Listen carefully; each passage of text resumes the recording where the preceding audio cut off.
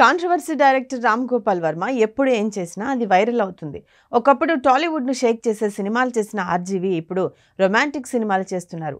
అలాగే బోల్డ్ సినిమాలు చేస్తున్నారు ఆర్జీవి. ఇటీవల కాలంలో ఓ మీడియాకి ఇచ్చిన ఇంటర్వ్యూలో ది కేరళ స్టోరీ సినిమా గురించి మాట్లాడుతూ ఆసక్తికర కామెంట్స్ చేశారు.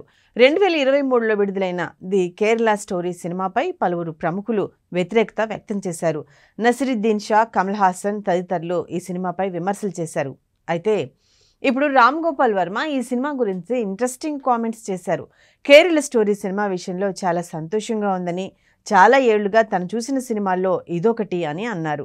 సినిమా చూసిన తర్వాత దర్శకుడు, నిర్మాత, హీరోయిన్ ఆదా శర్మతో మాట్లాడారట. ది కేరళ స్టోరీ సినిమా 300 కోట్ల రూపాయల కలెక్షన్లను రాబట్టింది. ఇలాంటి సినిమాలు హిట్ అవటం చాలా ప్రమాదకరమని ప్రముఖ బాలీవుడ్ నటుడు నసిరుద్దీన్ షా అన్నారు. అయితే రామ్ గోపాల్ వర్మకు అలాంటి సినిమాలంటేనే ఇష్టం.